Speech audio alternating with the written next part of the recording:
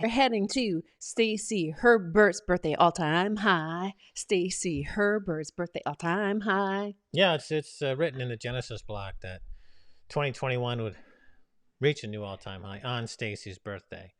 So it looks like we're on track for that. I did not know that was it. So first of all, I guess let's get the complainers out of the way. If the volume's not high enough or something like that for you, complain. I was watching Tone Vase's live stream from Dubai. This was when Bitcoin was, about 50,000. He was determining whether or not it was going to go up or go down.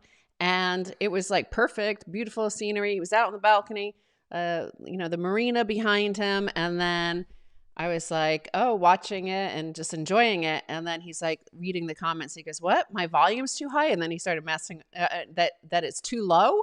And he started messing around with his microphone. And I was like, what?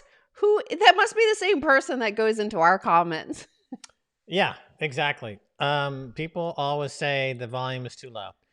And then you adjust the volume to where it's no longer in a suitable range of auditory excellence. And then the volume really is not adjusted correctly. So it's a way for the trolls to mess about by saying, the volume is fill in the blank. But anyway, it's my birthday this week. It's birthday on Friday, so we're going to microdose Stacy Herbert's birthday as well as the stranded energy. But, I figured let's call it microdosing stranded energy because we're going to talk about Aker in Norway. I mean, Aker, I guess is how we would pronounce it here. But I'm assuming like the Norwegians say like Aker.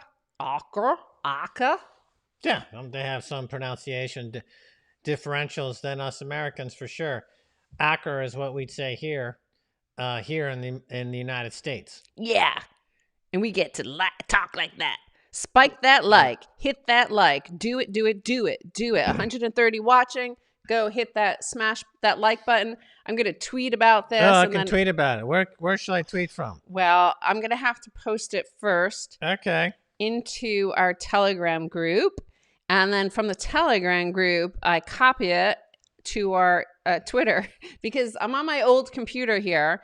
But the thing is, like, it doesn't have my Orange Pill Podcast Telegram, my Twitter handle on there yet. So I'm going to post it to the Telegram group. And how is everybody liking this new, I guess we're racing towards an all-time high. And we're going to smash. I've saved some money to smash buy. Like I did do quite a bit of smash buying on Monday, like a month's worth. And I did it on Monday. But I saved some just to do it with you. All right. Over the past 300 years, there have been many economic schools of economics. There have been Keynesians, the Austrians, monetarists, and a bunch of others. And this goes back hundreds of years.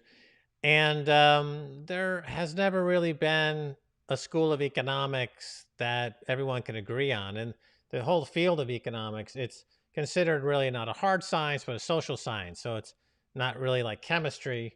It's more like psychology. And famously, in economics, you cannot put together an experiment to prove any results with any consistency. It's always vague. And so, nevertheless, you have professional economists and academic economists who make livings at universities teaching economics. And what Bitcoin has done in the last couple of years has shown that every single economist working at a university or in the op-ed pages of a major periodical or newspaper has really been barking up the wrong tree, because pretty much every single one of them has shown that when it comes to things like what is money, a very basic question, what is money?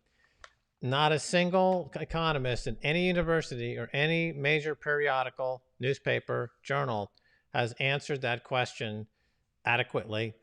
And this is what Bitcoin is revealing. It reveals so much. It reveals narcissism, as we were talking to Jimmy Song about in the clubhouse a couple of nights ago. Some people come to Bitcoin and their narcissism prevents them from grokking Bitcoin, from understanding Bitcoin, because it's not about them. They have to be humble and submit to the fact that this is something that's not about you. It's about something bigger than you. And so a lot of people show up and they immediately are exposed as narcissists. Economists show up and they're immediately exposed as charlatans who have no idea even what money is. And the list goes on and on. Yeah, because that's one thing about narcissists, right? When you come to Bitcoin, you have to basically submit, what's the word, like to a higher power. Like there is a higher power than you, and the higher power is Bitcoin, and you aren't bigger than Bitcoin, because Bitcoin is the protocol, is the consensus, is the algorithm, is the nodes, and is the users. Richard Feynman, famous physicist, he would have loved Bitcoin. Carl Sagan, famous astrophysicist, he would have loved Bitcoin. They're not with us anymore. There are Buckminster Fuller, Frederick Hayek. All these people would have loved Bitcoin. They're not with us anymore. And unfortunately, we just don't have the quality of higher education professionals and thinkers in American life anymore that are able to really understand Bitcoin, because the entire culture has become narcissistic, right? What do we watch on television but America's Got Talent or whatever show showcasing narcissism, self-centeredness, and greed. And mediocrity, I would say, too. Right. So we just don't have a value system anymore that would accommodate something like Bitcoin. And that's why it's kind of snuck under the radar. And thank God, because had there been people in the economic circles and banking circles who really understood Bitcoin back in 2011 when we started buying it at $1, they could have conceivably orchestrated enough firepower back at the protocol to kind of stop it in its tracks. But because it's got this 8-9 year head start now, it's achieved escape velocity, and nobody can stop it now, thank God. So in a way, we have to thank our lucky stars that the academic and economists in America had been reduced to a trash heap of non-thinking peasants. Right. There's loads of comments coming in. Smash the like. We're going to smash buy some Bitcoin over at swanbitcoin.com/orange pill in a few moments. Once I finish getting smashed on my tequila, because, this is, of course, Sats, Margs, and orange pill. We're doing that all in the microdose.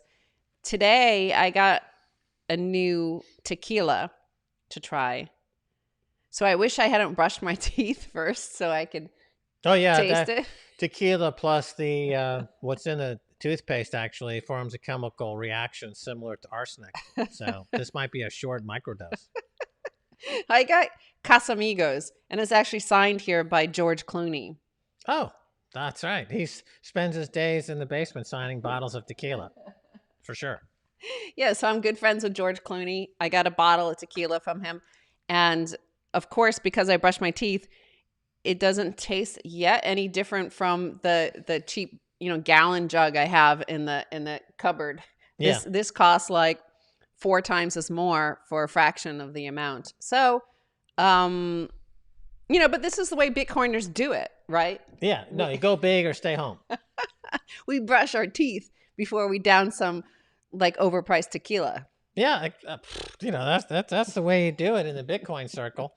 Inhale some cleaning fluids, brush your teeth, maybe set your hair on fire, and then have a shot of overpriced George Clooney tequila. That's the way to do it, people. This morning, I had a situation whereby my hair looked like, remember that cartoon that we used to watch?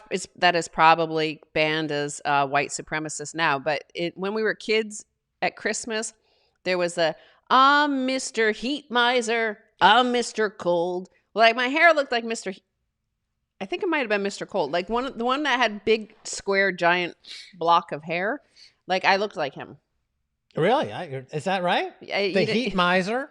Yeah, don't you remember that? No. But for some reason, he made me think of Felix the Cat.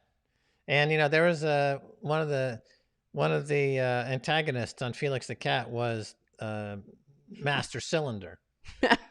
Master Cylinder? Yeah, I've never heard of that one. Master Cylinder, I'm going to catch your Felix the Cat. And then, of course, Who heard of Master Cylinder? Felix had a magic bag. Felix the cat, the wonderful, wonderful cat. You laugh so hard, your sides will split, your heart will go pitter pat. Yes, it's Felix the magical cat.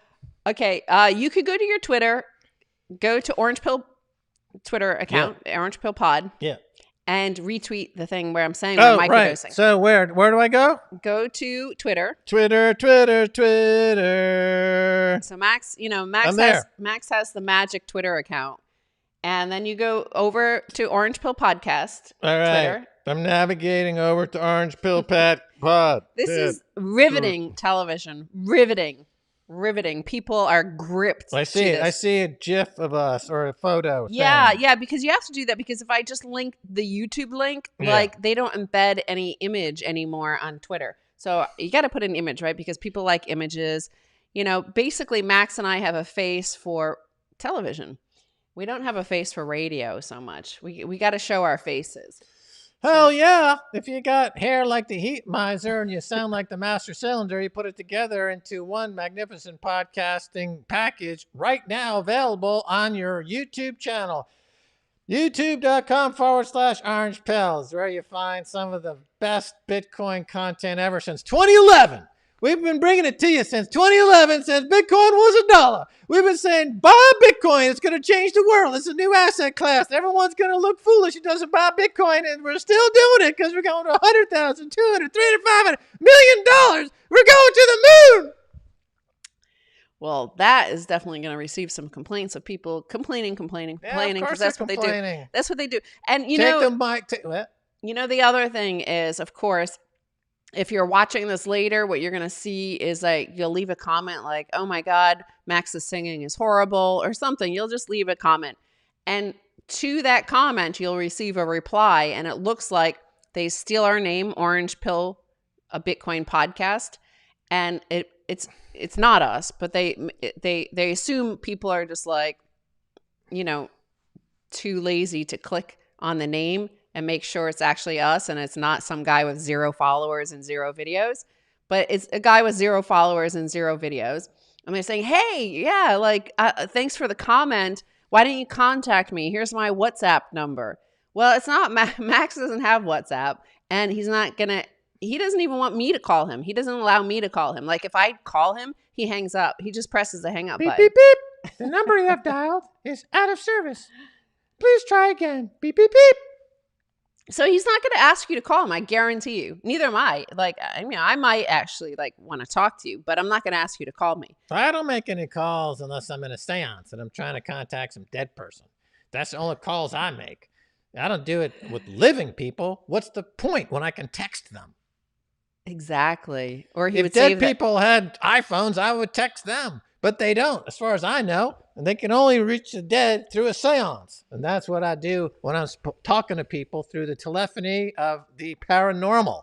And I get into there and I chat to find out what's happening, because they know what's happening, because they live in the omnipresent multiverse. Somebody told us in the comments in the top chat, said, close the freaking door, my wife said to me now as you were screaming and singing. Hey, did you notice, by the way, I changed the settings on the Ecamm Live so it's even higher resolution than HD, not quite 4K, because then everybody, you know, it might kind of wobble in terms of, you know, you might get that pixelation. So it is higher resolution. It does look better on my other computer over here. I have 2 computers, you know. I'm watching you here, monitoring what you're saying. And what I'm noticing is it does look higher resolution to me. But Max can't see it. He could just look at me and say, hey, I take your word for it. Behind you, this is something might take another year or so to hook up. Oh. But this is another one of these block clocks. Oh, all right. This is the one.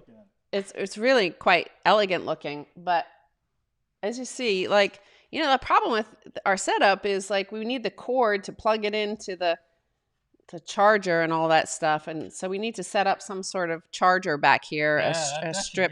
Pretty easy to do. He said this is from Voltage Goat. They sent it to us. Oh, nice. And it's those are reclaimed like neon bulbs from like old Soviet, I don't know, like submarines or something. Like wow. They're from the former Soviet Union, these neon bulbs.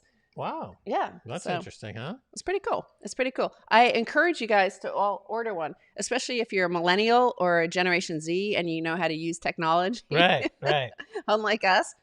Yeah, that's helpful. If you can handle, how to plug something in, you're in luck. Maybe we should adopt one of these. Millennials or Gen Zs Generation or Z. something? I think Generation Z is better. They're younger, more eager, and they can definitely do things like that. And, Right, sure.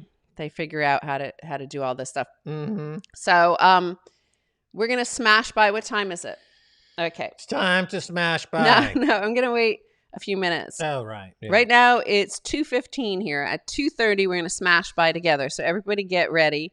Whether you have $5 or 500 or 5,000, Yep, we're all gonna smash by at the same time. Go smash like. I'm telling you, if you don't smash like, then Bitcoin is not going to 65,000 by Friday. Oh my God. Exactly. If this doesn't get to, where's the spammer? What's the name? What's the name, Paco? What's the name? It's right now. It's 57,333. Oh, Don't give me the money, man. Give it to Paco. Oh, there's a shitcoiner in there. Don't give me the money, man. Give it to Paco. Okay, remove that guy. Let's block this. Let's block that guy. No shitcoins. Block. Remove. Block and tackle. Everybody wants these shitcoiners out. Okay. Of course. Block this of course person. They want the shitcoiners out. I don't know why you want to be. I guess people. It's Findom, right? People like to be blocked by me. It is Findom. They like to be. Beaten blocked by Stacy. When Stacy gets on her stilettos and the riding crop, and exert some masochistic righteousness on the ass of the shitcoiner, they are having a fetish fulfilled. Right. They're fetishists. There's such an hysterical Telegram group. Like it's like Orange Pill 2.0 in parentheses. No Stacy. It's like 9-year-old boys. Like, no girls allowed, especially Stacy. You can't come in our club because we have concerns about Orange Pill. Yeah, that reminds me of the Little Rascals. Remember the Little Rascals? They used to have like a clubhouse called the He-Man's. Oh yeah, the He-Man Club or something. He-Man No Girls Club, and Spanky and Alfalfa were part of this club. Yeah, and Darla was not allowed into the club. It was the He-Man's He-Man Women Hating Club or something like that. Yeah. They don't make programming like that anymore. Of course, it would be You're not banned, allowed to. Along with Pepe Le Pew, is now considered banned contraband material in America. So you can watch your Pepe Le Pew on the black market. Can't watch it, as you would ordinarily. Sadly. Oh my God, what is up with these shitcoiners? Like this is, of course, when Bitcoin went from 1,000 up to 20,000 in 2017. Yeah. Of course, that was the avalanche of ICOs and shitcoining that really, really started in earnest at that time. And I think you're going to see the same thing now as Bitcoin heads to 221,000 this year. You're going to see an avalanche of shitcoins, and based on these sort of people that have that unit bias, they're the sort of person that responds to a comment spam under our YouTube where there's 500 of the same messages. Hey, call me. I'm Max. Call me on WhatsApp. And people are like, hey, Max. Hey, cool. And you're like, okay, what sort of imbecile falls for this? One guy almost sent money, actually, to this scammer. And the way it worked was he called the WhatsApp, and it was a guy pretending to be Max, even though he had a Nigerian accent. Oh, right. And he was like off camera, but he said he didn't want to be on camera. But he had a video of me playing in the background. Uh-huh. And right. And still, he was still almost ready to send Max money. Max is everywhere, right here on screen, subtly shy. Oh no, I can't talk to you. Yeah. Because when I'm not on camera, I have a Nigerian accent, and it's embarrassing, or I'm just too shy about it, and I don't want people to notice this or whatever. Well, I've achieved Bitcoin nirvana, and I don't even see the shitcoins anymore. It's just Oh, not that's even cool. on my radar. It's not in my scope of vision. I face the light of Satoshi, and when I'm facing the light of Satoshi, I see only Satoshi. And that's the thing. When you are fully maximalized, you simply are impervious from the shitcoiners and the fiat money and the gold bugs. They are all invisible as the light of Satoshi endows you with the supernatural powers of hodling, and and then you enter the kingdom of Bitcoin and all is splendid. So it's just steps along the way. You are ascending the mountaintop, and once you get to the mountaintop, it's blue skies, nothing but blue skies, and rising Bitcoin prices. So, of course, Yellow, he ICO offender on Twitter. The guy's an artist, very perspective. As he was interviewed in the Citadel magazine, I think we have a hard copy somewhere, and he said that Kai's Report Max and Stacy inspired him back in the early days of he was in Greece and during the Greek catastrophe, the rape of Greece, and then he just tweeted something that's messaged. Not everything is a tweet, you know. Okay. And so he put a message in here, and I think it's pretty perceptive. Stacy has so punk rock vibes, Mm-hmm. Mm-hmm. and Max is basically the Joker, but not depressed due to Bitcoin. Right. So it's punk rock Joker. Yeah. The punk rock Joker. Yeah. So it's Iggy Pop meets who played the best Joker? That actor who died tragically. Heath Ledger. Heath Ledger meets Iggy Pop. And That's you have that us. Iggy Pop hair. Also, that photo with that punk hair. That's pretty cool looking. I'm pretty thin as well, not as thin as he is. He's like pretty wired. He's got that heroin. Yeah, heroin chic, right? So I don't have that. He's But down to the absolute minimum you can weigh and still not float away into the clouds. yeah. Yeah, but that's that's one of the songs that I personally consider Max is that the Joker by what is the Steve Miller Band or something? Right. That came out and supposedly in the ideal year that defines you. Yeah. No, well, we were doing this online, those stupid tests that say your porn name is your first dog plus your middle name or something like that, or your mom's maiden name. And they had a thing of like the song that defines you is from like your 7th birthday #1 hit that week. Mm. And for Max, whatever this test we took was the Joker. And The Steve Miller Band. yeah. Mm-hmm. And it was so perfect. I just think that I call Max the Joker. So you are right, Yellow. Now do some pop noises. And then we had a amazing scenic designer, set designer. What would you call that guy? I forget his name. The French guy who did our set for the Oracle on BBC World. Set designer. Yeah, and he's like very artistic, and he was like, Stacy and Max, I've been studying you, and Max, you are the white clown and Stacy is the red clown, and this is what you two are. This I understand. Je comprends. Right. Well, that's an interesting observation. I mean, you can Google this: red clown versus white clown, and what that means in the clowning tradition. So white clowns are like a Buster Keaton type clown where it's very stone-faced. Whereas a red clown is more like a Bozo the Clown, where it's like floppy shoes and seltzer bottle. So these are two distinct schools of clowning. But at the bottom line, though, there is clowning going on in both schools. So when we heard that, it was interesting to hear that because there's an underlying truth to it. And he's a very interesting guy. And the set for that show, The Oracle, was really amazing. It was supposed to be we're in the basement of the Louvre, so we're trapped in the Louvre basement, and we have this huge oracle that we're making predictions with it, and we had all these guests, and it was a fantastic show. It didn't have a huge run. I think we did maybe 10 episodes.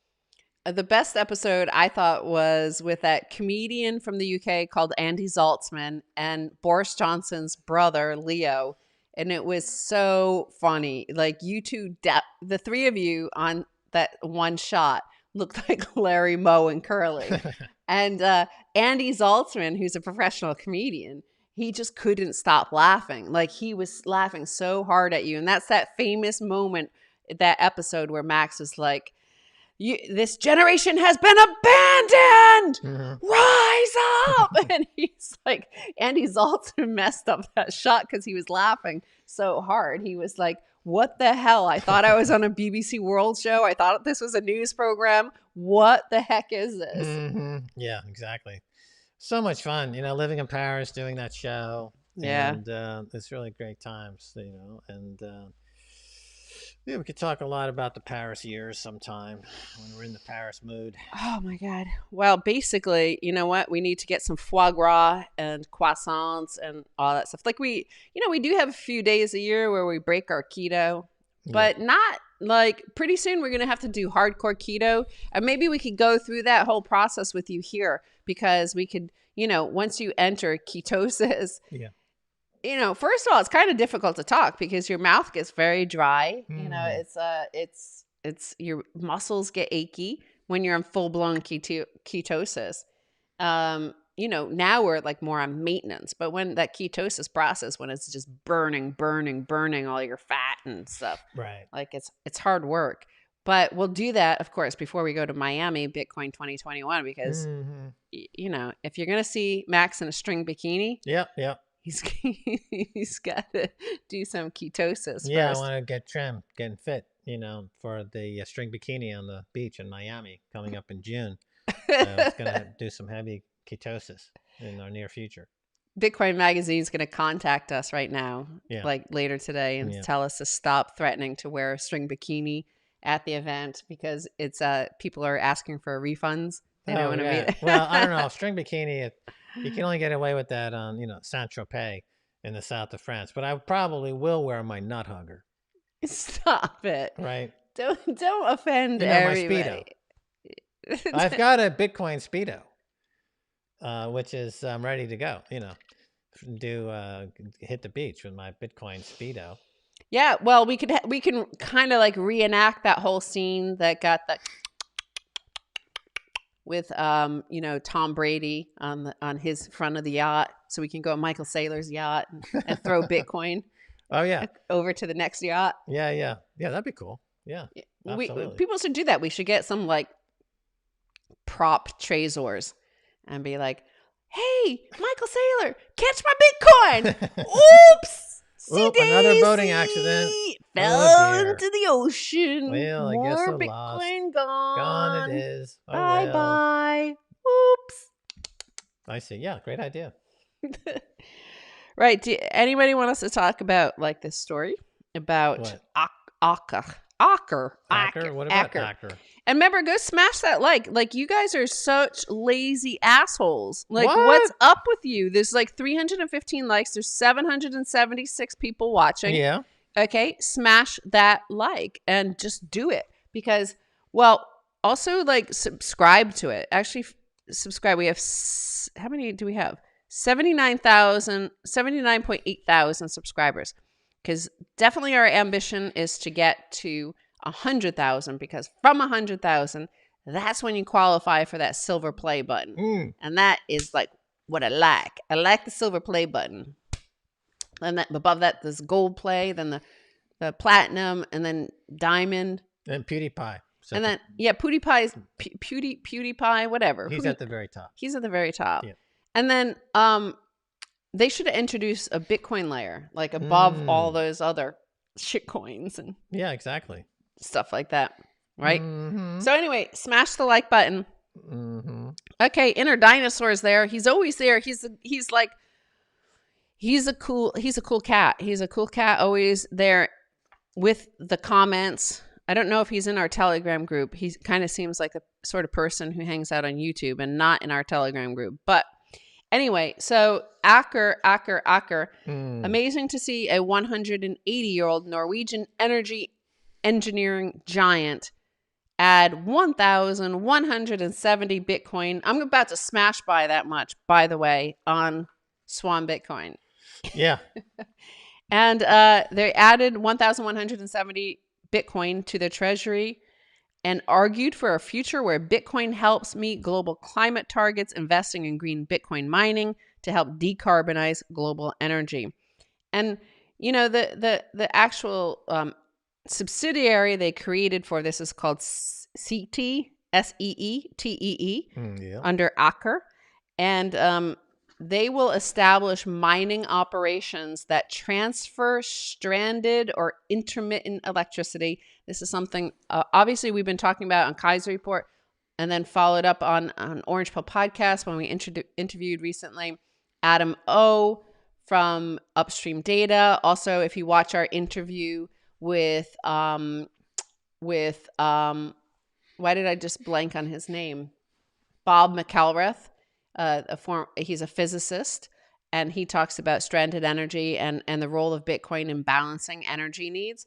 So they're using that. They're transferring stranded or intermittent electricity without stable demand locally, wind, solar, and hydro, to economic assets. So you're converting these stranded energy assets into economic assets that then can be used anywhere. Bitcoin is, in our eyes, a load balancing economic battery, and batteries are essential to the energy transition required to reach the targets of the Paris Agreement. Mm-hmm. That's pretty profound. And obviously, they've been watching Kai's report and Orange Pill podcast. Oh, heck yeah. Well, the language, talking about batteries, that sounds very Michael Saylor-esh. He's always talking about batteries and storing an energy battery and monetary energy storage battery. And so they're talking his language, he's talking their language. And now the idea of putting Bitcoin on your balance sheets jumped over into continental Europe, and a lot of big companies over there, as there are over the world. And we got this whole movement of acquiring Bitcoin on the balance sheet to protect you against inflation. The inflation numbers keep coming out, and they keep looking bad. Food inflation skyrocketing. Oil keeps going up. Commodities are in a secular bull market. Government policymakers are in denial. They keep saying inflation is running at under 2%.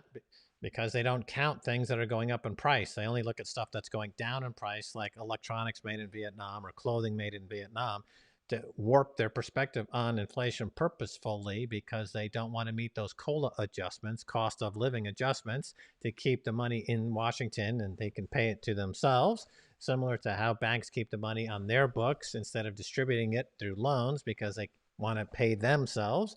And so we've got this massive distortion. And as Christine Lagarde said, Bitcoin is an escape valve. And these companies, these countries, these sovereign wealth funds like Singapore now are escaping the fiat nightmare, escaping the lies, escaping the policy mistakes with Bitcoin. And that's what driving the price higher. No economist can defend it, and no policymaker can stop it. No banker can defeat it. So it's undefeatable, it's unconfiscatable, it's immutable, it's uncensorable. And all these properties are just perfect for this year, 2021, as you've got a whole generation of millennials now looking to opt out of the system with Bitcoin. You've got the boomers moving into it. You've got Gen X moving into it. Gen Z's moving into it.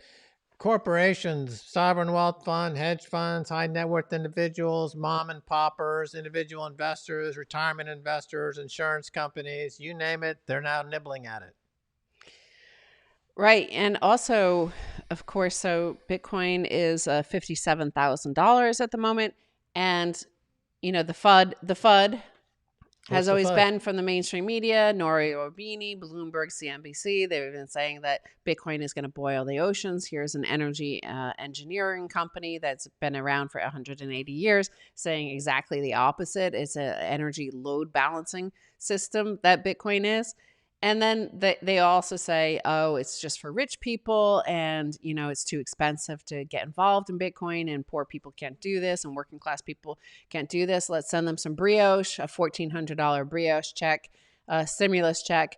But, I'm looking at my Fold app here, and they're not a sponsor, but we love this company and we're friends with the CEO.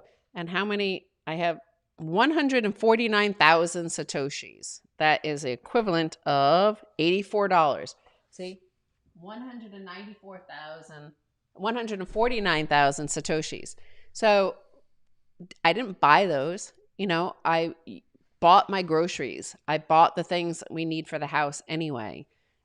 The same stuff I was doing, just like we used to have a card that we got airline mileage from. And we have a lot of airline mileage. By the way, I got a notice that it's going to expire by August because everything's been locked down for a year and a half and over a year now. And of course, we haven't been able to use it, but it's going to expire. These never expire. Your Bitcoin is your Bitcoin for eternity. So you can get, okay, Fold card right now for the moment is just available to Americans or US residents. It's going to spread, right? They're going to be in other territories and jurisdictions around the world. Everywhere has their own regulatory regime and requirements and stuff like that. It takes a while, but you might already have something like that, the equivalent in the UK or Europe or Latin America or Mexico, or like you might have these somewhere, and it's worth searching for opportunities like this to get sats back. To get sats back, to find a way to earn Bitcoin. If you tune into Kai's report, for example, what's today? Wednesday, tomorrow, Thursday, we're talking to Jonathan Chester of Bitwage, and that works all over the world. So it doesn't matter if your boss decides or not, but you can have some of your income, your weekly wage or monthly wage converted to Bitcoin. So there are ways around like that speculative part, because it is difficult. I mean, you see it like in the Orange Pill podcast Telegram group. There were a lot of people, especially when it went up to like 30-something thousand and then it fell to like 28,000, remember? And then there were a lot of people really panicked in our Telegram group of like, oh my God, what do I do? Like, this is a disaster. And I mean, that is emotionally difficult, especially in your first go. Like if you're just entering the space and then it drops like 20% or 30%. And I do remember how that feels, though it wasn't like as, when it dropped from, say, $30 down to $1 again, it wasn't like that much of your net worth and that huge, and it didn't feel perhaps as emotionally destabilizing as it might be now. But anyway, if you're just like stacking, if you find ways to earn streams of sats, whether it's earning it or just by your ordinary consumption, your utility bills, your rent, your mortgage, your taxes. Some people are paying their taxes with their Fold card. Yeah, it's incredible, and you get Satoshis back. Yeah, and it's just amazing. And the Fold card is awesome for this reason. Plus, they have this app where every single day you get to hit the wheel to spin the wheel, where you can win more free sats and other deals on the wheel to spin the wheel, which is kind of fun. And they just do a great job. What was it? Will Reeves, right? Will Reeves. Yeah. Well, plus, you do a daily spin, okay, and you get some sats back. But when you purchase something, like I just went to Whole Foods recently, and as soon as I used it, I bought it on my Fold card, and then by the time I get to the car, it's like, hey, you get a spin of the wheel, and that's the purchase wheel. Ah, yeah. And that's where you can win a whole Bitcoin. So there have been 2 or 3 people so far who have won an entire Bitcoin. Yeah, that's cool. Yeah, really cool, because I know at least one of them was like in basically dire circumstances and won a whole Bitcoin and just transformed his life. So that was really good. But, you could win that amount just and some of these people have won that amount. That guy in particular that was like more public about it, he spent like $126 on the Fold card. Yeah, yeah. And then won a whole Bitcoin. Incredible. Yeah. Yeah. It's an awesome deal. Awesome product. And it spreads Bitcoin. And the company is just about spreading Bitcoin, and it's a great company. And so your point being that you can just accumulate Satoshis with your ordinary shopping on the Fold card. You don't even have to actually put any money up to buy a Bitcoin. You're just going to stream Satoshis doing your normal shopping with the Fold card. Right? Am I right? That's what I'm saying. It's like I acquired those 149,048 Satoshis. Right. Just from stuff a buy anyway. I was going to buy it. I had to buy it. I needed to buy it.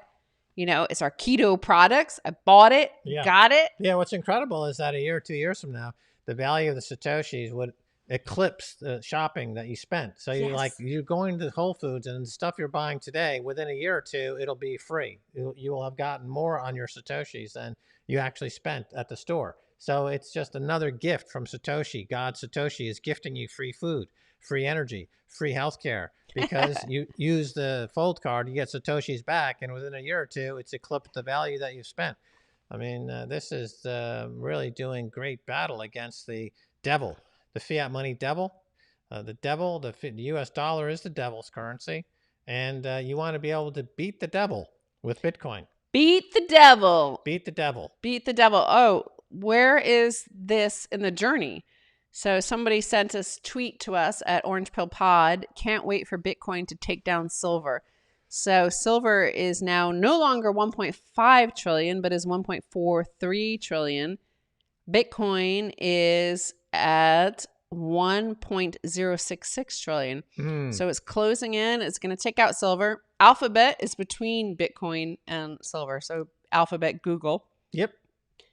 Upon which you're watching the show. So you're being orange pilled while watching on the asset class right above it. You know, right above Bitcoin. We're going to pass this if we all. So I think it's a good time. Yeah, definitely. To go, oh, look, I'm late. Like, why didn't anybody tell me? Why? What's wrong? What happened? Where are we? It's 2:40. Remember when I said I was going to go Swan Bitcoin? Oh, dear. And I was going to... Swan Bitcoin? I was going to smash buy on Swan Bitcoin. Swan Bitcoin. Swan. Bitcoin.com/orange pill. By the way, who's going to Miami? Let us know who's going to Miami. Smash buy on Swan. Feed the Swan. Feed the Swan, and he'll feed you back. You know what I'm saying? I mean, it's eventually, you know, you get to the point where you are going to be growing feathers. That's what's incredible about the Swan Bitcoin app, is you grow the feathers, and then unlike swans, really, you'll be able to fly. And you'll be flying through the cybersphere on the Bitcoin rainbow after you smash buy, instant buy on Swan Bitcoin.com/orange pill. And when you're up there in the Bitcoinosphere, you'll see the ghost of Satoshi waving at you, welcoming you to the heights of Bitcoinization. And you'll feel it. Hyper Bitcoinization. You'll feel it in your Julies. And you'll have that sensation of hyper Bitcoinization, which only comes when you smash Bitcoin at swanbitcoin.com/orange pill. Oh, yeah. Damn, I haven't been on for at least 12 hours. Yeah. Since I smash bought like a month's supply. And it is looking good. It is looking good. Okay. Yeah. I'm going to smash buy right now. Do it. Okay. Do it. Okay. Not a new all-time high. I usually like to wait to the new all-time high. Yeah, yeah. But I'm going to smash buy. Yeah. Okay. Can I even show you this? Can I? Yeah, look, it's under 57,000. I got 56,980. Nice. So you got a good deal. So there you go. Hold on, let me cross that out. You got a good deal. Got my little balloons. And right. All right. Get yourself plugged in over there. There you go. Now it's all juiced up. Max is all concerned. No, yeah. Max's performance art to a T. Yeah. That's right. I bring a ruckus to the ladies. You know what I'm saying? Jesus Christ. What? Is that what your statement is for International Women's Week? Yeah, for International Women's Week. I'd like to make the following statement. I bring the ruckus to the ladies. You know, I think you'll get deplatformed for saying that. You know, that's this thing. You know, it's all in the delivery. You know, the women out there, they're like, yeah, cool, man, bring it. Yeah, it's all good. Okay, so this guy. What? Who? Oh, well, I'll try to say his name, okay? Yeah. The guy is Norwegian. He runs Aker. The Florentinsen. I think that sounds German, if anything. Floren Lallenlunchen.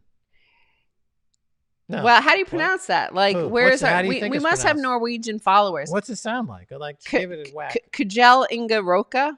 Kjellinka Roka. So his first name is Kjell. Kjell. Or maybe the K is silent, like Jell Inga Roka. Jellinga Roka. Jellinga Roka. Jellinga Roka. Jellinga Roka. He sounds like a rock star. Rock Jellin star. Roka Star. So he wrote this letter. Yeah. Maybe we have some people who are from Norway. You know, Right. I used to be the guardian, believe it or not, to when I worked in Hollywood, I worked for a movie producer, Oscar-winning movie producer, who Academy Award winning. Oh, okay, yeah. Make sure there's a trademark and a registered trademark. Yeah. And his daughter was half Norwegian. Her mom was from Norway. Right. So her mom was Norwegian. Really? They might know how to pronounce this name. So I could contact. Hello? But her birthday is on the same day as yours too. The girl. There's that connection. My ward. So that should help with the pronunciation. Should help with the pronunciation. That way we'll know whether the vowels are silent or the consonants are phantom consonants. The Norwegian tycoon says CT is launching with a capitalization of $58.8 million. Right. Well, which is kind of a lie, right? They're launching with 1,107 Bitcoin, which is worth $58.8 million exactly. At the time that this article was published. Those are rookie numbers. So Roka says the company has a threefold strategy for its crypto investments. So, right. I mean, this is like a Forbes article, so they say crypto investments, but it's Bitcoin. Right. And according to the billionaire, the first step is to become hodlers. Quote, first, we will use Bitcoin as our treasury asset and join the community. So, he's not a real hodler if he's not in the Orange Pill Podcast Telegram group. He might be. Well, he better be there because otherwise this is just bogus. We're going to debunk this story. He's lurking. He's on the name. He's got some fake name like Johnny Depp. Johnny Depp. Right. Go smash the like button if you're just joining us. The like button now? Smash it. Yeah. We're talking to Roka. CT Lockenflint. Roka. First, we'll use Bitcoin as our treasury assets and join the community. Mm-hmm. And join the Orange Pill Podcast Telegram community. Right. In Bitcoin speak, we will be hodlers. Yeah. We will be different, but additive. But different what? But what? Different, but what? Additive. Additive? It's hard to talk when you're drinking. That's not translated well, is it? I'm smashed while I'm smashing. He said we're going to be hodlers and drunk. And somehow the translation came out as additive. That's a terrible translation. In the original Norwegian, he said, we're going to be hodlers and we're going to be drunk off our ass. And somehow that came out as additive. Hey, we watched that series set in Norway. Oh, yeah. What was it called? Bitter Winds? No, that's the Finnish one. We watched the one with the guy from the Bruce Springsteen band. Torhoven, like it's like Lilyhammer. Lilyhammer. Oh yeah, that was in Norway. Yeah, that's a funny show. And Max does a mean imitation of one of the characters. Oh, that guy goes. He's like a serial killer, dude. Yeah, he's absolutely. Yeah, he's nuts. Great character though. Oh my god, it's such a bizarre series. That is the weirdest show I've seen in years. That is so strange. But much more progressive than most established corporates. Yeah. Yeah, it might be lost in translation. Totally. I'm not sure. But everybody in Norway speaks fluent English, probably better than us. These guys speak better English than us. Yeah. The team at CT is already running open source Bitcoin payment servers and will remain active contributors in the community. Great. Thanks. Come on board. Buy some more Bitcoin. Shut up. This is where it gets interesting. His second point. Secondly, CT will establish mining operations that transfer stranded or intermittent electricity without stable demand locally, wind, solar, hydro, to economic assets that can be used anywhere. Bitcoin is, in our eyes, a load balancing economic battery, and batteries are essential to the energy transition. Right. He's got to put in that eco speak because they're all socialists up there in Northern Europe, and they want to appeal to the progressives and make it sound as though they care about the environment when they're just trying to stack sats and make as much fucking money as possible. And that's fine too, because the end result is the same. Now, Norwegian central bank is going to get wind of this, and they're going to be like, what the hell is Fling Flonk doing over there at CT? We got to do it over here at the Norwegian central bank. We don't want those guys getting richer than us. Game theory kicks in. Next thing you know, Norway's got the hardest currency in the world, and they also got an awesomely huge sovereign wealth fund. Hey, let's put 5 billion, 20 billion, 30 billion into the sovereign wealth fund of Norway, and then Qatar is going to look at that and say, we're going to let those Northern European socialists get richer than us. We got to put it in our sovereign wealth fund. Singapore's already got it in their sovereign wealth fund. Then America's going to be like, wait a minute, all these countries are getting fucking rich, and we got nothing. First of all, we're not going to sell any more Bitcoin that we seized from Silk Road. Second of all, we're going to be actively mining and hoarding Bitcoin and get into the hash war. Get into the hash race, America. Don't be left behind, America. Don't do it.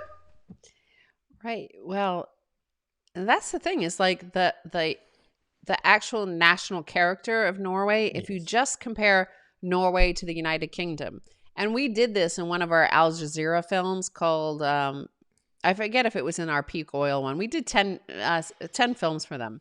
But one of them, I remember covering the fact that Norway and the United Kingdom, basically, like in the whole scheme of things from a far out bird's eye view, basically had discovered about equal amounts of oil in the North Sea.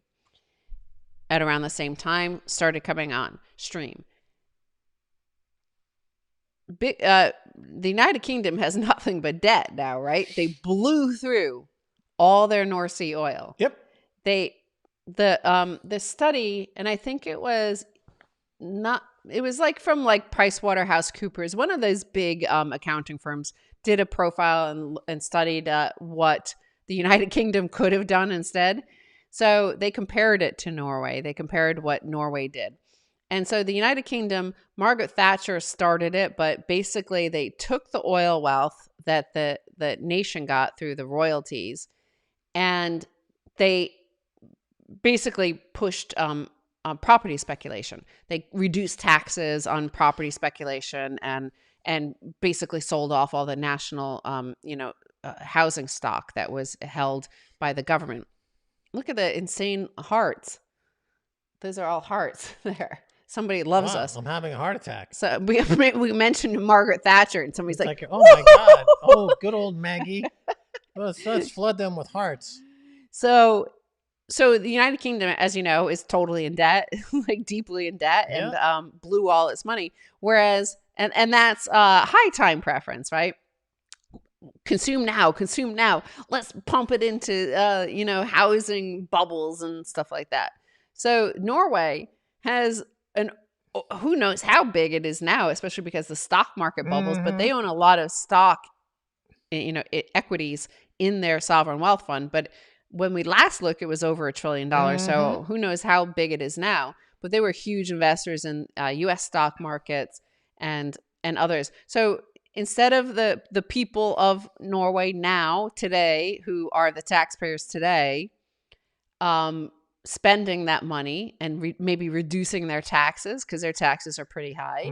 Like they didn't decide to do that, and they said, let's save it all. So they're saving all the money for when the oil runs out. Like this was a national discussion. And this is what we talk about on Orange Pill podcasts all the time, is that, like, we used to be adults and just have these adult conversations of like, these are the issues, these are the facts. Here we have a pandemic. In North Carolina, 97% of the people who have died have been over 50. Only 3% have been under 50. Maybe we should let people who are under 50 like continue keeping the economy afloat. No, we can't have that discussion because everything is hyper sensationalized and like insane, right? And all these social justice warrior stuff and stuff like that. But here they're having an adult conversation. They decided, let's not spend it. Let's save it for when we run out of the oil, because it's going to run out. Right. So it's interesting to contrast Britain and Norway. So Britain blew through the entire North Sea reserves, and they're deeply in debt. Norway decided, let's create a sovereign wealth fund. and they've got a huge amount of cash in there, and they'll be buying Bitcoin with that sovereign wealth fund. Meanwhile, Britain sold half their gold, over 300 tons, under Gordon Yeah. Brown. So they got rid of the At the gold lowest price in at like lowest 5,000 price in years. hundreds of years, and now they have huge debts. They have half the gold that they have. They just lost a huge business to continental Europe because of Brexit, and their continental Europe's going to be buying Bitcoin with all the cash they have on hand. And that is, again, going to cause ripples. It's going to cause ripples, Stacy. Oh, don't say that word here because we block people who mention shit coins. Ah, yes, of course. But no, I mean that just shows you that the Norwegian people themselves, they chose a low time preference situation. They're like, well, I might be in my 20s and 30s now, and like you could either give me a 10% cut in my taxes, or like we could have a shit ton of money, like to take care of me in my old age, Yeah. or take care of the country and the economy and the people Right. into my old age. So now you've got a major industrialist in Norway with a big company, and they're putting Bitcoin in the balance sheet, tearing a page out of the Michael Saylor playbook, and that'll spread all over Norway. There's a lot of rich people in Norway. That'll spread to the energy sector, which is big. The sovereign wealth fund and the Norwegian central bank probably will start accumulating Bitcoin. That'll spur some other country to do the same. And, this is what Bitcoin is all about. FOMO, fear of missing out. It is played out on the individual, corporate, sovereign wealth fund, sovereign level, and it's just growing and growing. And so this is predictable. It's inevitable. There's nothing really surprising about this. And when Bitcoin's at 100,000, 200,000, 500,000, $1 million a coin, nobody should be surprised who's been in Bitcoin for more than, a few months. The only people who are going to be surprised are people who still are out there knocking on the window looking in, because they're holding on to their narcissism. They're holding on to their failed economic models. They're holding on to their biases and prejudices, and they are going to miss out, and they will just be basically left behind. I saw Peter Schiff kind of humble bragging, sort of hedging, right? So what he said was that earlier today he tweeted something along the lines of, I mean, I could look it up, but I kind of have him muted and blocked. I don't like to look at his tweets. But he said, let's see. So the paraphrase is that my son Spencer sold everything and went 100% Bitcoin when it crashed to below 50,000. He sold all his silver. Like, I think this is an imbecilic move, and like he's deranged like everybody else. But I mean, he was humble bragging, saying like he's 100% Bitcoin. So even though I've missed out and I've lost this, and that's the public position I take, that I'm trashing Bitcoin, like my son has it. Well, when he finds himself without a company to run anymore because he ruined his entire clientele, and he's facing charges for dodgy banking in Puerto Rico, he can get a job as a circus contortionist, because the contortions that he's putting himself in, the pretzel logic used by Peter Schiff to somehow try to remain quasi-relevant out there in Twitter sphere, is getting more abstract and arcane, and it's looks painful. When somebody is contorting themselves to that degree, it's fascinating, but on the same time, you're looking at it like, oh, that's gotta hurt. That's gotta be painful. How do they get their leg through their arm, around their neck? I mean, this is a tear. Next, he's going to be sword swallowing. Be like, watch, I'm Peter Schiff. I'm going to put the sword on a sword swallowing contortionist, juggling elephant trainer down at the Ringling Brothers and Barnum Fiat Circus. Come see Peter Schiff, the incredible troll. The hairy man. The hairy man is going to eat a sword and contort himself into some pretzel logic justifying why he fucking missed Bitcoin since it was $1. Hairy man, the sword swaller. Yeah. Well, did you smash buy? Did you smash like? Are you smashed? Yeah, the three smashes of the Holy Trinity. Smash, like, smash, buy, smashed. If you have all three bases, it's only a short hop, skip, and a jump to home plate, my friend. Take the three bases. Smash by, smash like, and get smashed. And there it is, home plate. Just 90 feet away, or whatever. I don't know how many feet home plate away is from third base. I'm sure we'll find that in the comments. But it's right there. You can smell it. You can taste it. You're going to get home so quick, and it's happening. And that's the formula. When I was, I guess I was in fifth. I must have been in sixth grade. Yeah. And because I was a tomboy, I played baseball with all the boys, Jimmy, Stanley, all these guys, and I was good at baseball, but not that good. I guess, but I must have been good because I got put on the softball team and the girls team, and with really good players. Kristen Bjorn, she was amazing. Her father was the school coach, right? And they put me on shortstop. Oh, right. Yeah. I don't know how those Major League Baseball players, if you're on shortstop or second base or third base, Yeah. those balls, but on shortstop especially, everybody hits that direction, that side of the field. Yeah. It comes flying at you. I was the only sixth grade starter. Everybody else was in eighth grade.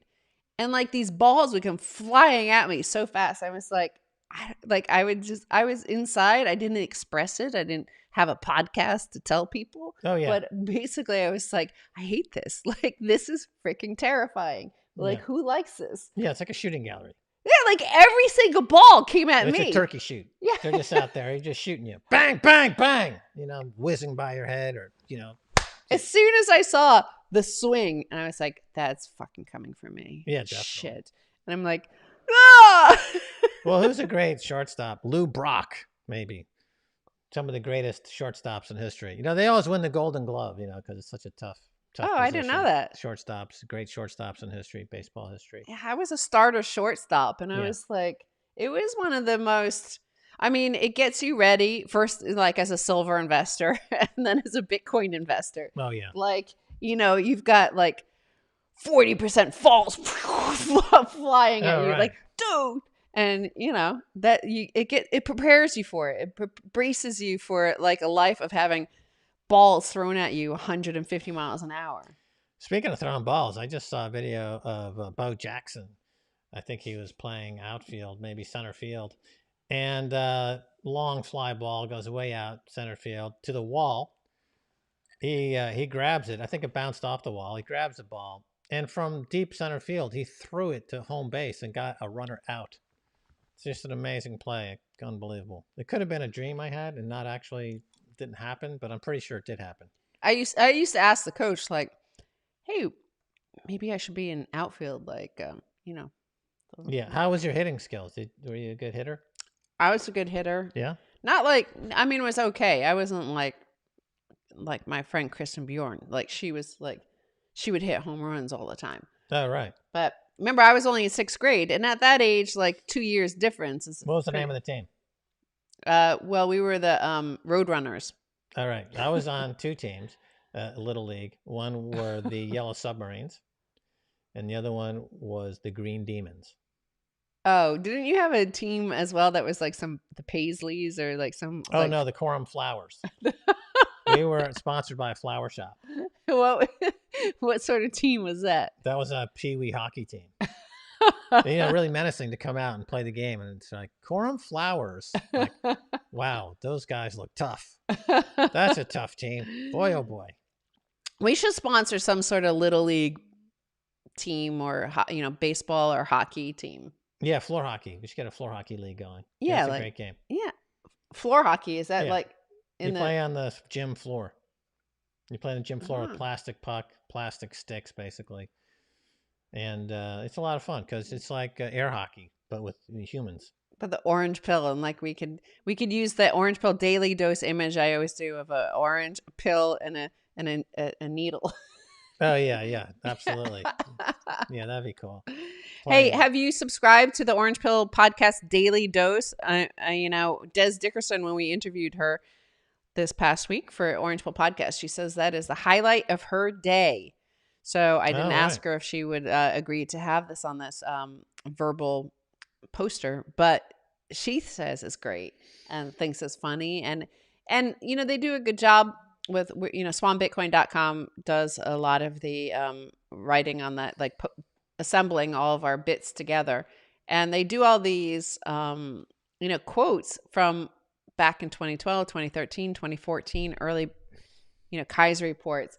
And you really, like, I get to appreciate even more, like, just how mind-blowing Max has been. Like, yeah, that's right. Another word for that, when you listen to other influencers say stuff, would be plagiarism.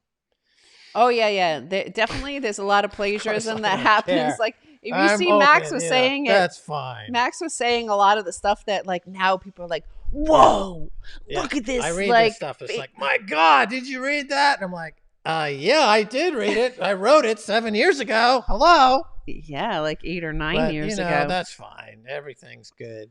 Who can argue with the price going up the way it is? It's all immaterial. We're decarbonizing and we're de-fiatizing. We're going into hyper-Bitcoinization. What have we got to complain about? Nothing. It's all good, man. It's all good. Somebody says they grew up in Miami in the 70s. Good. America in the 70s, like, everywhere was pretty funky. Like, every city was freaking bankrupt. Yeah, well, Miami got funky in the 80s during the Pablo Escobar years. Oh yeah. It That's was when it was things were definitely. funky in Miami.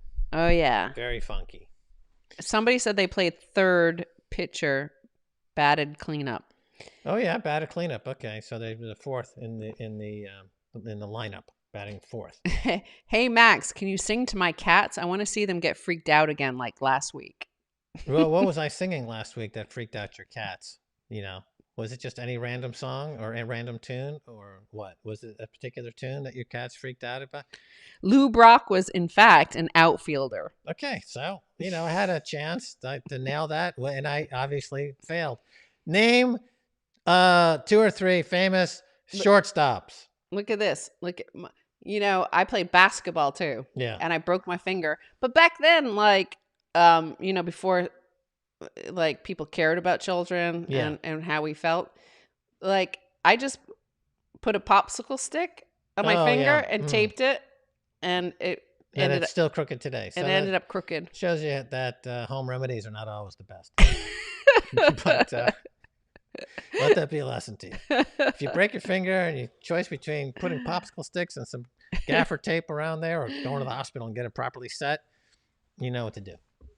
Right. Well, I survived. That's all that matters. We both survived having no seatbelts in the back seat. Yeah, that's right. When we were kids, the seatbelts were not in the cars. That's right.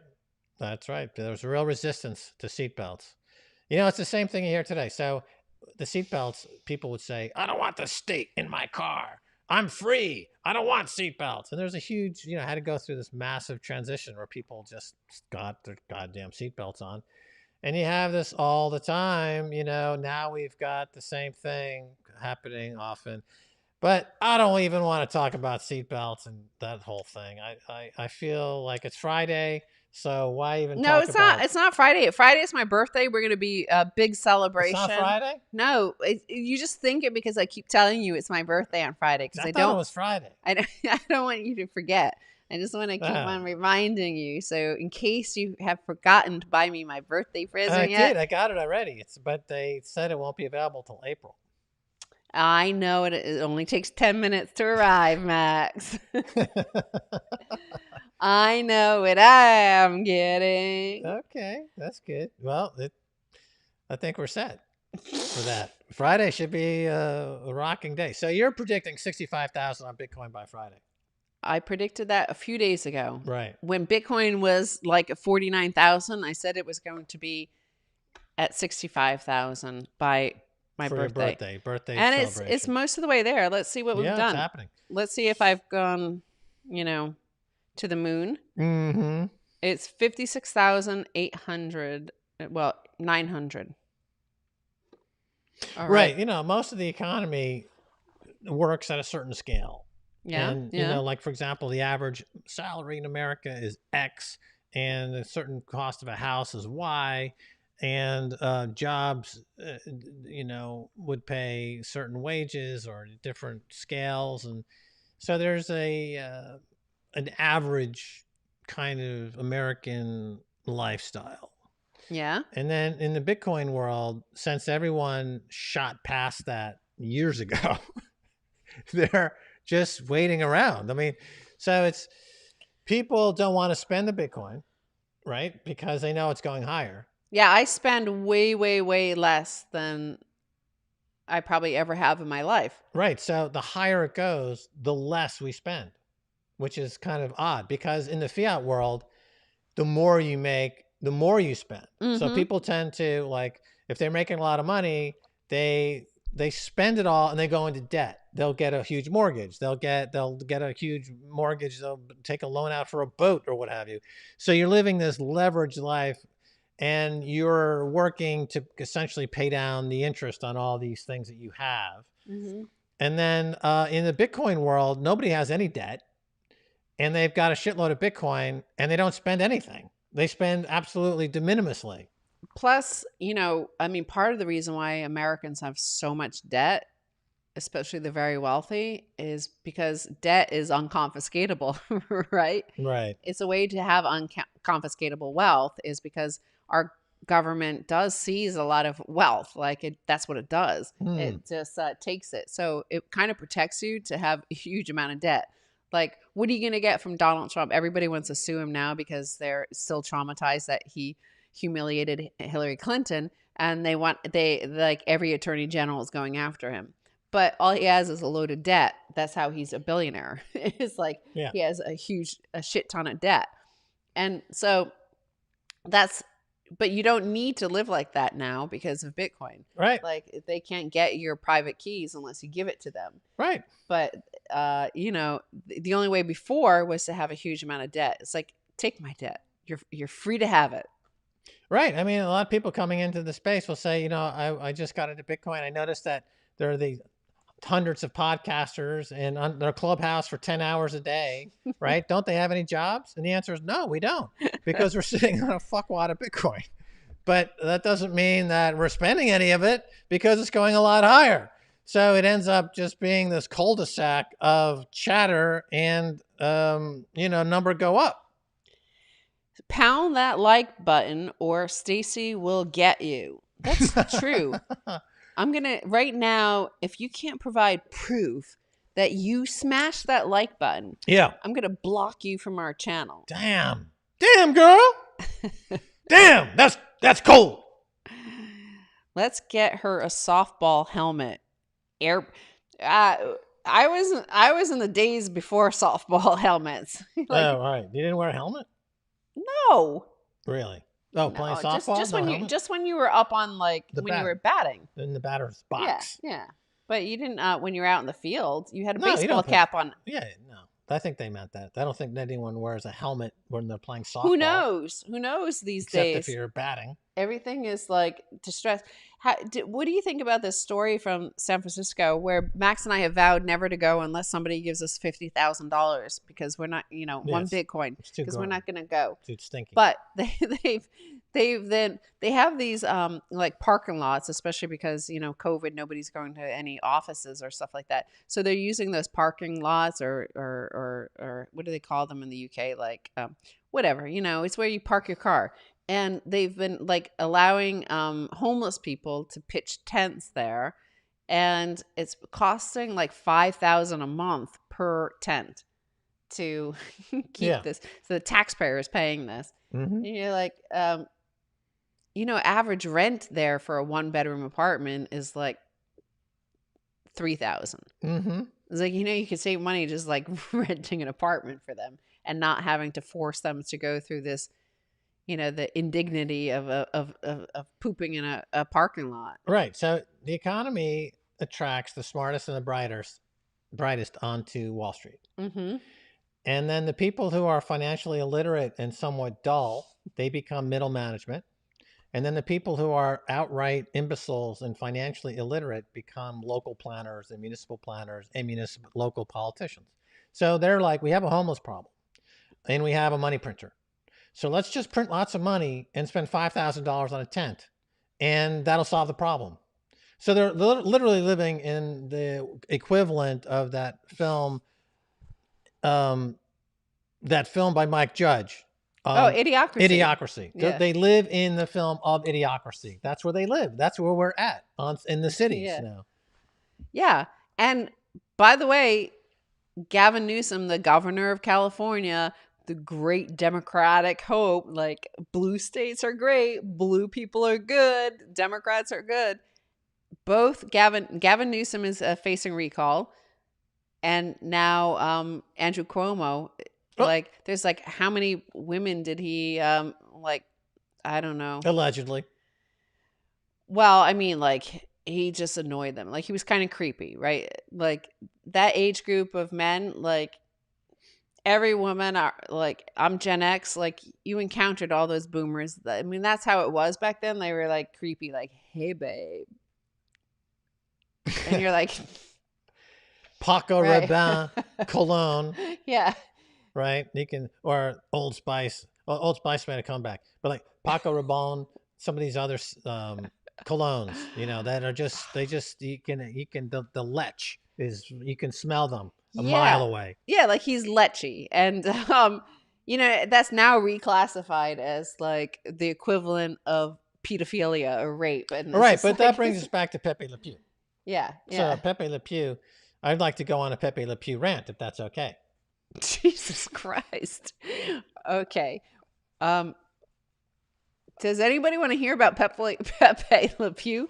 I don't even know. Like a lot of these things, they just like some asshole like goes online and finds archives of this. Like, do people still watch Pepe Le Pew? Is it even something that kids even watch today? Like, we grew up with it, but I can't imagine like there's like 10,000 children's cartoons now. Like, Yeah. there were like four back when we were kids. Right, right. Well, SpongeBob SquarePants. Okay, there's a modern cartoon. Yeah. How does I'm sure pretty soon they're going to find something that needs to be banned from SpongeBob SquarePants as well. You know, but Pepe Le Pew, you know, this is being deplatformed, the cartoon skunk, and And that was, again, like Max and I grew up before this whole commercialization. So a lot of that commercials, that Pepe Le Pew was from like the 1940s and 50s. So, and then it was kind of redone and reanimated for our generation. But I was reading a good thread about this of like somebody who was anti woke, the way they keep on canceling everything. yeah, And they said if you watch it, like there were very few ways to this was a tool for teaching children. And at the time, like, think about it, it's a skunk, it literally stinks, this character stinks, and we all know it stinks. And the character always like loses. It's a character that, like, Roadrunners, always like getting fucked up, right? Wile E. Coyote. I believe you're referring to Wile E. Coyote. See, I'm still thinking Roadrunner because of my high school softball team. But so they were, it's a character that is intentionally gross, and that was teaching the children, like, don't be gross like this character. So it stinks, and like when it always tries to kiss like girls or whatever, and they're like, A cat, you kitty stink, cats. you smell, you're gross, and so that's part of like, don't be a gross. It's like teaching etiquette, like and how to behave in like the Orange Pill Podcast Telegram room. Mm-hmm. Don't come in there and take a fart. Don't take a turd, and you won't get kicked out. Same with Pepe Le Pew. Pepe Le Pew came in and he'd like fart, stink, smell, and try to kiss people, and people were like, no, you smell. Like, stop behaving like that. Stop misbehaving. Yeah, Pepe Le Pew never scored. He never scored. No, he never scored. He was always rejected for obvious reasons. He stank like a skunk because Pepe Le Pew is a skunk. Exactly. Okay, but here's my rant on this Pepe Le Pew deplatforming, is that it's a psyops. Okay, and this is what I mean by that. The radical left that believes in fiat money, let's call it the fiatnistas, they are desperately trying to legitimize their money printing. And they're running out of legitimization. They're running out of Paul Krugman columns in the New York Times to write about why this is a good idea. And the people are panicking and they're buying Bitcoin. Uh-huh. So what they have resorted to is a psyops, because they want to gaslight the public, the public into into having emotional breakdowns. So what they've been doing is, instead of trying to gaslight political figures or it put out these incredibly complicated Byzantine ornate conspiracy theories about this guy working, all that stuff. They're now going to the subconscious mind of the average public, John Q. public. And what they're doing is they're attacking your subconscious mind. So in your subconscious mind, you have embedded memories of your childhood, Disneyland, cartoons you watched on TV, old ads that you watched on TV, Pepe Le Pew, Bugs Bunny, Woody Woodpecker, right? These old ads like NESTLES, Nestle makes the very best chocolate, right? I just have that in my mind because it was pounded into my brain as a youngster. And there are just lots of commercials and things like that, because I was born in 1960, and that was really the first generation that was raised by television. Mm-hmm. So I remember in the TV was, to me, as a 4-year-old watching Captain Kangaroo, was equivalent to my brothers and sisters, mm-hmm. right? I didn't see any difference generally, and that's that generation of the TV generation. And Mad Men picks up on that. Mad Men, that series about the guy who works on Madison Avenue. He's an advertising guy who then comes up in the final season with that whole Coca-Cola. I'd like to teach the world. Right. So they have embedded memories in this generation. So the psyops is to now dig deep into your subconscious and portray Pepe Le Pew as a rapist. And so now they're gaslighting people because they're like, wait a minute. So my subconscious mind, I'm harboring this rapist character in my mind. And so it's a psyop. And so now they're going after all these childhood memories. They're redefining them and reframing them as incredibly abhorrent elements of society. And by that way, they hope to get people to buy into the fiat lie for an extended period of time. Because in the theory of the economists running the economy, they believe that the tax revenues will achieve a certain height of parity with the debt load. All we need to do is get that GDP higher by printing more money. And when we do, the tax revenue will pay our debt. And it's all going to happen soon. They've been saying that for 40 years. And the only thing that's happened is that the debt burden has gone skyrocketing higher. And the ability to pay off that debt is now down to absolute, unequivocal, big fat goose egg zero. It's never, ever going to be paid back. And the escape hatch is Bitcoin. So now they're getting desperate. It's like North Korean prison camp now in American culture, where you turn on Twitter, you turn on the TV, and it's like, your childhood was dominated by Pepe Le Pew, the rapist. And it's like, hey, guess what? Eat this, you fucking moron. I've got Bitcoin, and you're going to be out of a job soon begging for you're going to be picking peanuts out of my dog shits, to survive, and I'm not going to give a shit because you're a fucking lying fiat moron. Well, okay, that's my Pepe Le Pew rant. I would say it's not the radical left. Like, I don't think any of those people behind this are left wing. I think they're elite. They're in power. They're the aristocrats. And they call them, whatever. They call themselves, the label, the ruling class. I think they are the ruling class. They are the ruling class. They run the Washington Post. They run the New York Times. They run MSNBC. They run CNN. They run the White House now. They run Congress. So they are the ruling class. Right. And they feel that the people out there, don't respect them. And you don't. And we know that. And they're lashing out and trying to create traumas. Yep. And traumas generate, as we've seen throughout history, and you could look at history to see that traumatized people collectively, if you convince a collective people, like thousands of people, hundreds of thousands of people, millions of people, that they have been abused and victimized, they want vengeance. Right. Vengeance. Let's go get those people. Let's go shut them off, deplatform, kill them, put them in camps, whatever it takes. Like, we must seek vengeance because I've been wronged, especially me, the innocent child. And so I think that's what they're doing in order to try to maintain their grip on power, because they sense, and this has happened throughout history. Right. If you look at it in the United States, the last time was during the McCarthy era, and that was now looking back, you can see the mid to late 50s was when the right wing were starting, the conservative side was starting to lose power, and they went freaking bonkers. They had McCarthy, they had the witch hunts of the communist witch hunts. They had the KKK emerge. Like, this was them trying to traumatize people into the same sort of thing. You've been traumatized. You're the victim. Let's like get these people. Let's incarcerate them. Let's remove their ability to ever work again. That's what McCarthy was doing, trying to make sure these people who were rising up couldn't ever work again. So let's try to destroy their potential income. And now you see the same sort of thing, but from the left.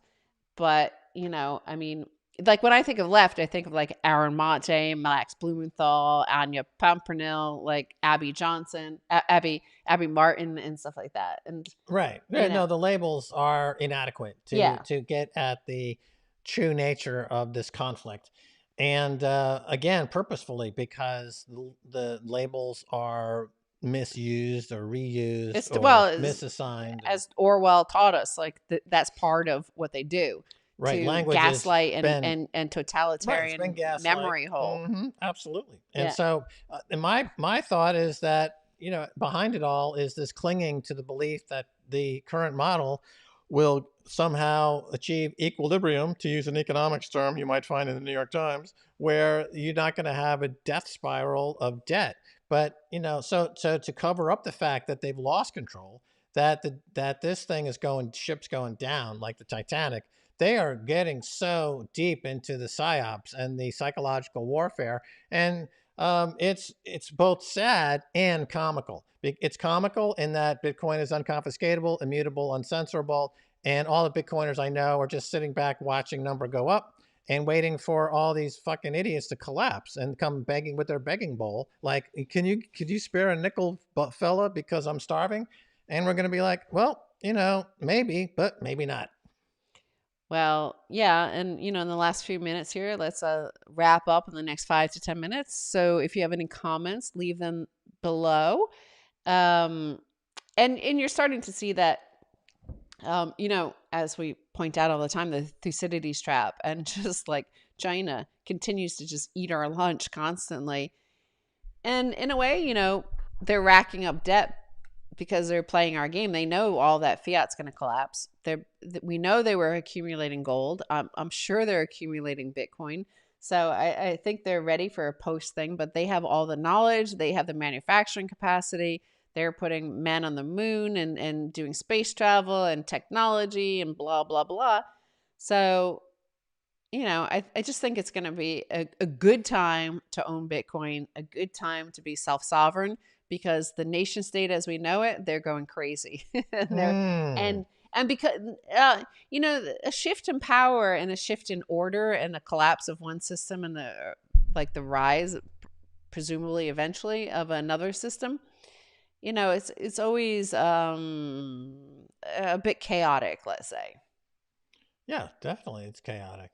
And this is the first time in history, though, that you've had a group of individuals globally swapping the former tier one money of gold and U.S. Treasury notes with Bitcoin.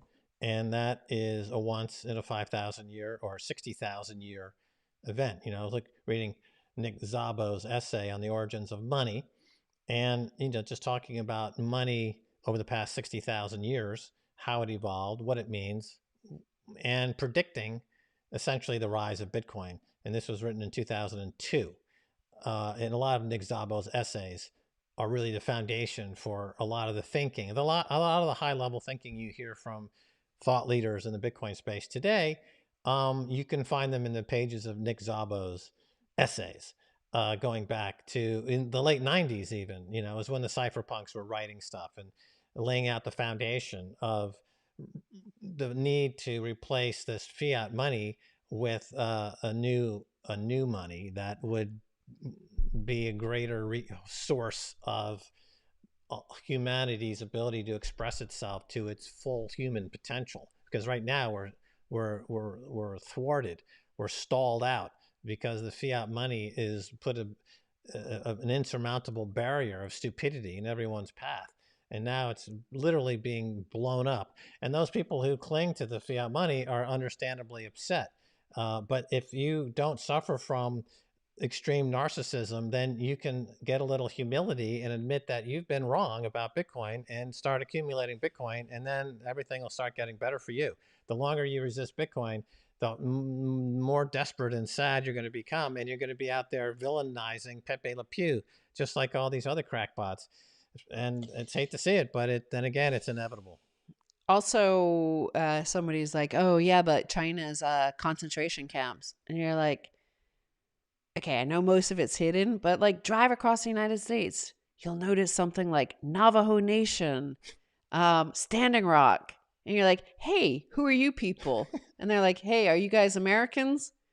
And you're like, "Yeah, this is United States of America here," and like, "Yeah, we're called the Native Americans here." Where like Yeah. you're like, okay, you know, I know big powers are horrible. Like every single one throughout history. This weird notion that like somehow America is uniquely enlightened and endowed, and like sure the founding fathers were pretty smart guys, but you know, just try to find some online resources. I know it's like largely blocked, but what we did to the natives here that were actually living here happily and peacefully, and this was their Mm-hmm. property. And what we did to the Africans we brought over in slave ships, like it's like the notion like, oh, China's uniquely horrible, and you're like, yeah, we didn't rise like in a very benign way either. Like there's something uniquely horrible about great powers, and they whether it's the American Empire, the British Empire, the French, the Dutch, Yeah, the I mean, China and other countries would use the American genocide of Native peoples as a textbook reference, as a legitimization and justification well, for their actions. Hitler himself did. Like Hitler Okay, but I'm just definitely saying, used that. there's the playbook. So the U.S. would do the suffering going on in China a big favor by copying to the genocide of the native population. They'd say, you know what, we're going to cop to this genocide and we're going to rectify a wrong. And these reservations that are still going on, these open air prisons, so, we've been to the Standing Rock Reservation. It's ringed by armed police 24/7, and it's Yes. extremely violent and vile place to live. It's right there in the Well, Dakotas. the reservation itself is peaceful and nice, and they get to live there. But as soon as you drive off the reservation, then the North Dakota police like were there, and they stopped me and they gave me a fake ticket, like a driving ticket, Right. because they knew we were there filming them, and so they gave us like a speeding ticket, even though Right. I So wasn't. until Like they, five cars had just passed me, by the way, on this one lane road, and yeah. and then they were the police car was going the other way, and they did a U-turn and gave me a ticket, and I was like, what the fuck, like what am I, like the five cars just passed me, like how can you say like I was speeding? I wasn't speeding. Mm-hmm. And it was just harassment. But so I'm just saying, like, all you can count for is yourself and your individual, and to try to think of like you're like Ronald Reagan is like heart heart heart heart heart, and we're the best, and it's just like the history of humanity is built on genocide and murder and theft and stealing people's properties, and tribes of people, like whether it's the Vikings or whatever, everybody killing each other and taking their Right. So shit. getting back to the next Szabo essay, he talks about reciprocal altruism Yeah. and how collectibles, which are proof of work trinkets, essentially works of art, would enable this reciprocal altruism, and that because the memory of agreements between tribes of early humans 60,000 years ago was unreliable, and that there were contact with different people, and they would altruistically perform acts that they would then expect to be reciprocated. But Mm-hmm. because memory is not great to use as a medium of exchange, then the rise of the collectible became kind of a token of the fact that there is an altruism reciprocated that we are looking at and needing, and it became this currency. And so this is what we've inherited from our ancient ancestors, and has been forgotten because now we live in a world of this paper money where there is no reciprocal altruism. There is no reciprocation whatsoever. There's just money printing and bombs and denial. And we have in the U.S. right now open air prisons on these Well, native I, populations. I'll say like also like what I notice how people behave in groups is what they try to do is not take responsibility for themselves. In So groups. yeah, so they'll come into the our Telegram group and they'll say, "Should I buy now? Is it going to go down?" Because if you say yes, of course, buy, they're going to be like, if it goes down, they're going to be like, you told me to do this. And so they like to like outsource there. So when you see what on a nation state level, like people will tune into Rachel Maddow's show, and Rachel Maddow says, we need to go save the women and children of Benghazi because I have secret information from my sources at the CIA who say there's going to be a genocide there. You don't want a genocide there, do you? And you're like, well, you know, my life is pretty shit. And it might feel better if I go freaking kill people. It shows I have power. If I can drop bombs, like that shows I have power. Yeah, go do it. Like, go kill those fuckers. And, you know, it's like Mm-hmm. you don't have to take responsibility. It's like, I'm not pressing the button. I'm not dropping the Tomahawk missile. I'm not sending troops in there. I'm not actually the one doing Right, it. right. Well, the groups act irrationally, where individuals might act rationally. Right. Yes, This is the whole yes. lesson of the propaganda of the 1930s. How you got a nation, Yeah. in this case Germany, to act irrationally because the propaganda understood through the work of Freud and Bernays of the discovery of the subconscious and the unconscious, and that we were motivated by symbology and instincts and things that were happening untalked about, unseen. And so that was used to manipulate the masses who would act as a group in an irrational way. You know, there's a fantastic short story, I believe. The author Shirley Jackson, I believe, is her name, and it's called The Lottery. And it was an award-winning essay. I think it was in the New Yorker, probably when the first appeared, and this goes back maybe 30 years now. But it's about the story of a small town where, toward the end of the story, you realize that they've selected one person to get stoned to death.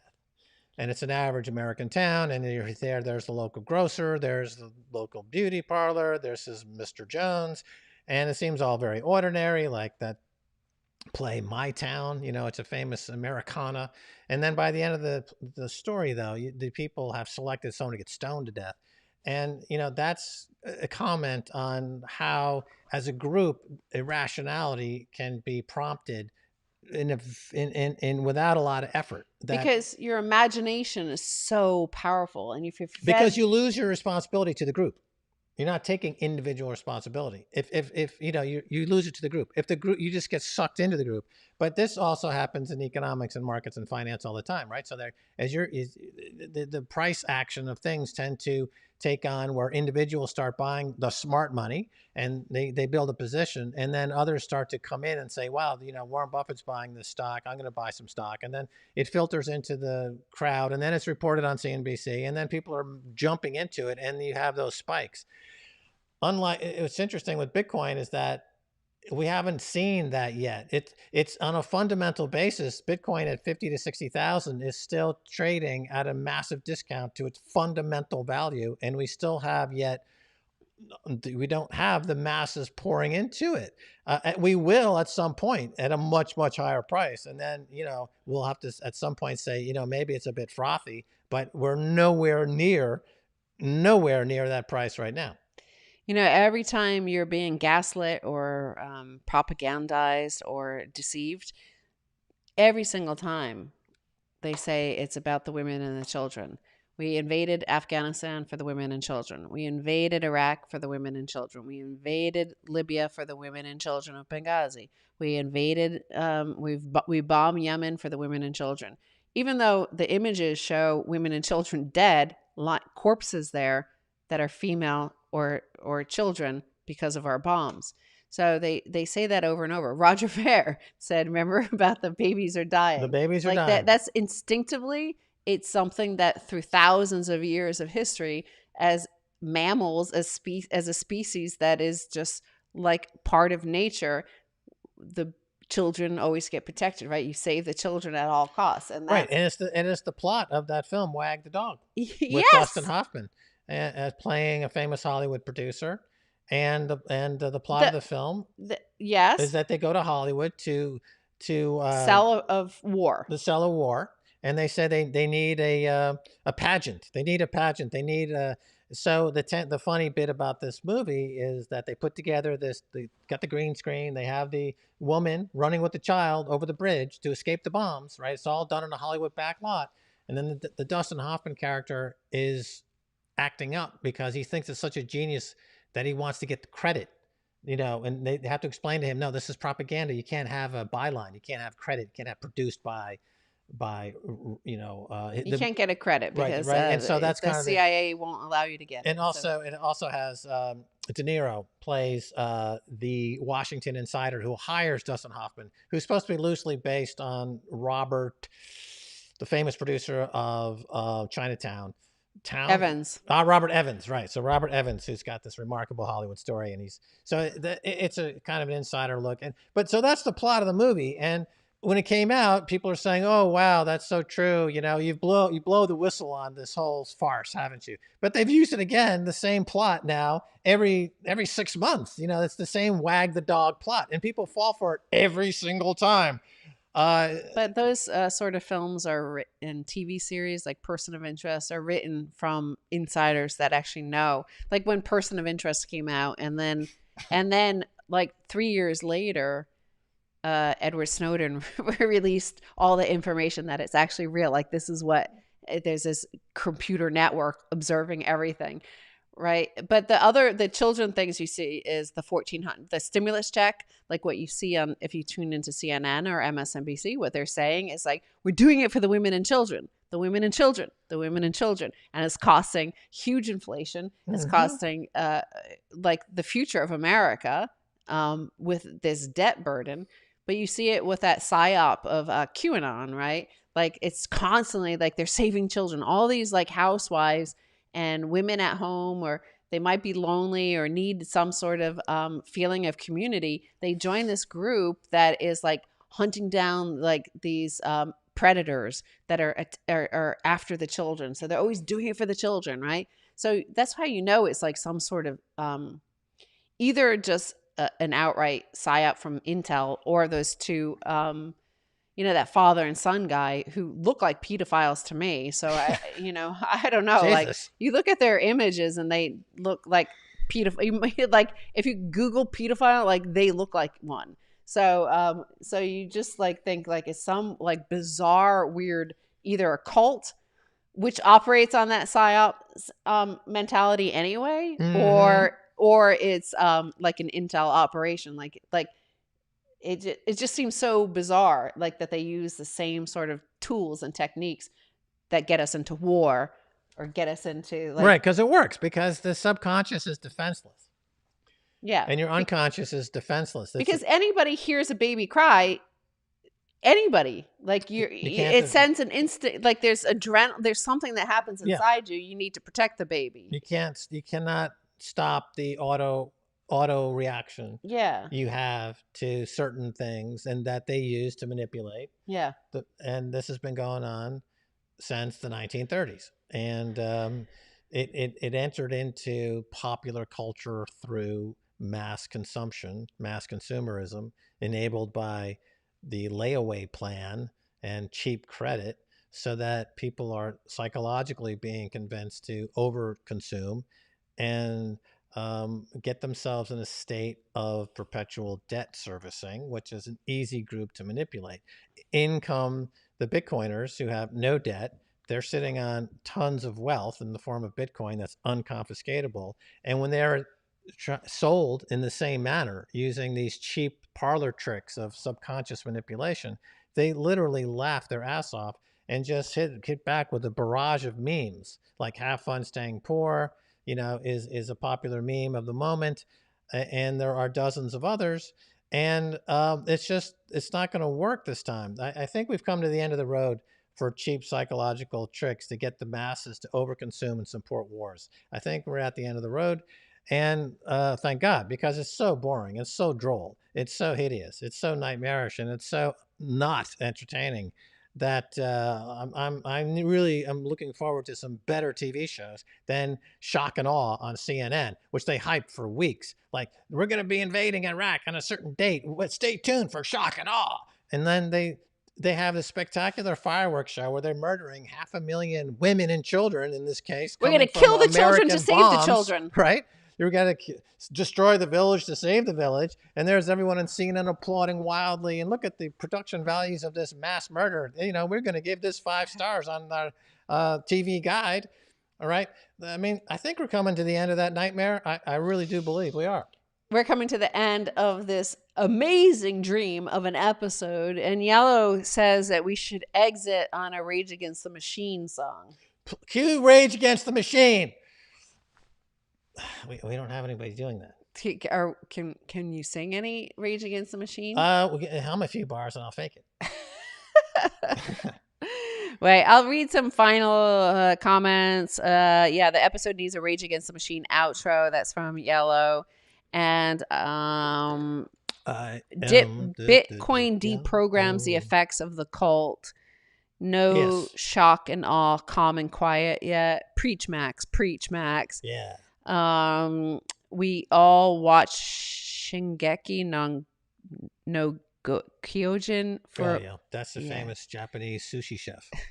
He likes to create California rolls in his panoramic window like shoot sushi. I want some sushi. I haven't had some in a long time. Sushi table. And so anyway, yeah, that's it. That's it for this episode. This microdosing, the stranded energy. I think it's just amazing. This guy, this Norwegian billionaire Roka, coming from Aker, and saying exactly it's like in real time now. So back in 2011, 2012, 2013, if you watch our series To the Moon, you'll see that Max and I were the only people on international television talking about this. So if anybody whatever like network, whatever big movie studio, anybody does a documentary or a history of Bitcoin, they can't but include Kaiser Report, because we were the only ones in 2011, 2012, 2013. There's no other video content for them to use. No other broadcaster. Nothing. No, nothing. So when you watch that, like, and you see like stuff that Max said in 2013 that is like finally coming true in 2021. But now like things we said 2 weeks ago are also coming true this week. So it's like back then it was like really slow molasses. Yep. We would say things into the air, shouting it over the Grand Canyon. Hello, Bitcoin. Nobody heard it. Now it's like people are finally hearing that echo, like it came from a billion light years away, and it's finally hit. And now it's like all the messages are arriving at the same time, and it's all hitting. The prophetic half-life is shrinking. That's the prophetic half-life. Why did you say that? The prophetic half-life? The prophetic half-life is shrinking. The time between prophecy and realization of prophecy is getting shorter. As a matter of fact, I predict that this show will end in the next 30 seconds. Let's count down from 30 seconds. Right. Anyway, thank you so much for joining us, and smash the like. Make sure to subscribe, because, we need to get to 100,000, and hit the notification so that when we live stream again, Max has to go pee. So it's time to go. Yeah, I've got to pee. Bye. See y'all.